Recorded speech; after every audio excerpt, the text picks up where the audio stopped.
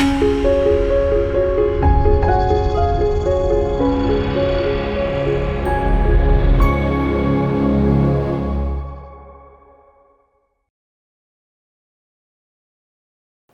మాత్రం. నేను మీ journalist Navata. Welcome to our voice.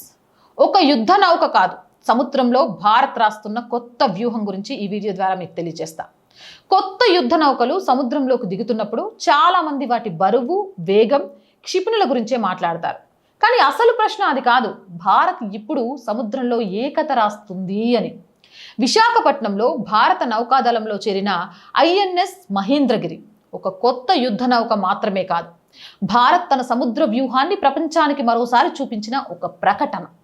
యుద్ధం మొదలైన తర్వాత ఆయుధాలు కొనుగోలు చేసే దేశాలుంటాయి. యుద్ధం మొదలయ్యేలోపే శక్తిని నిర్మించుకునే దేశాలు కూడా ఉంటాయి.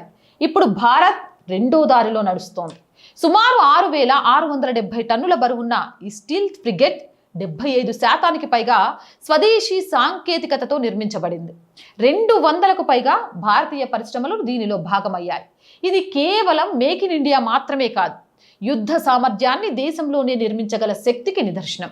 బ్రహ్మోస్ సూపర్సోనిక్ క్షిపణులు, అత్యాధునిక వైమానిక రక్షణ వ్యవస్థ, శత్రు యుద్ధ నౌకలు, యుద్ధ విమానాలు, జలాంతర్గాములను ఒకేసారి ఎదుర్కొనే సామర్థ్యం, తక్కువ రాడార్ సిగ్నేచర్, ఇవి కేవలం సాంకేతిక వివరాలు కాదు, యుద్ధం మొదలయ్యే ముందు ప్రత్యర్థిని 2 సార్లు ఆలోచింపచేసే నిరోధక శక్తి. ఈ నౌకను తూర్పు నౌకాదళంలో నియమించడం యాదృచ్ఛికం కాదు.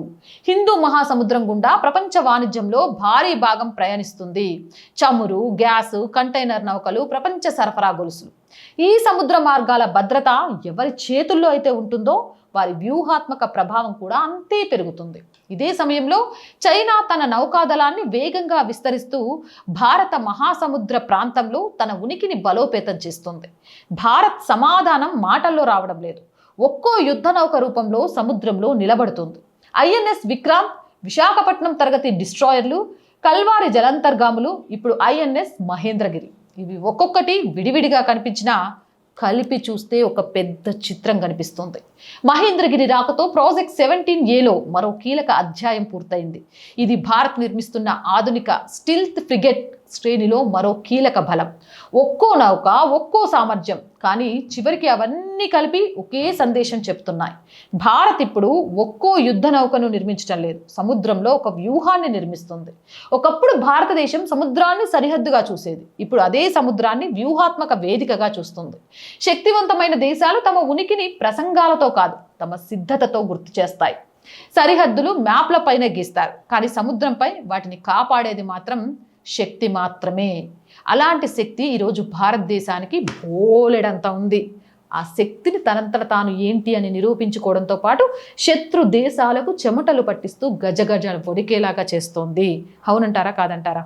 మీ అభిప్రాయం కామెంట్ చేయండి. Jai Hind, Jai Bharat. And more videos కోసం R group of channels, R voice, R political, R Samskriti 3 ఛానల్స్ని వెంటనే సబ్స్క్రైబ్ చేయండి. అండ్ కంటెంట్ బాగుంది అనిపిస్తే లైక్ చేయండి, షేర్ చేయండి. ఆర్థికంగా ఆర్ వాయిస్కి మీ చేయూత చాలా చాలా అవసరం. మీ చేయూత వల్ల మాత్రమే ఈ ఛానల్ నడుస్తుంది. మీరు లేకుంటే ఈ ఛానల్ లేదు. మిమ్మల్ని నమ్మి మాత్రమే అడుగులు ముందుకు వేస్తూ ధైర్యంగా వెళ్తున్నాం. ఇలాగే మేము బ్రేక్ ఈవెన్కి చేరుకునేదాకా ఆర్థికంగా మాకు సపోర్ట్గా నిలవండి. ఆర్థికంగా సపోర్ట్ చేయాలి అంటే సబ్స్క్రిప్షన్ పక్కనే జాయిన్ అనే బటన్ ఉంది. 1 to 5 లెవెల్స్ ఉన్నాయి. ఏదో ఒక లెవెల్లో సపోర్ట్ చేయండి. లేదా స్క్రీన్ మీద గూగుల్ పే, ఫోన్ పేతో పాటు అకౌంట్ డీటెయిల్స్ ఇచ్చాం, మీకు తోచిన ఆర్థిక సహాయాన్ని అందించవచ్చు. వ్యాపార ప్రకటనల కోసం 8328 500 576 నెంబర్ని సంప్రదించండి. జై హింద్, జై భారత్.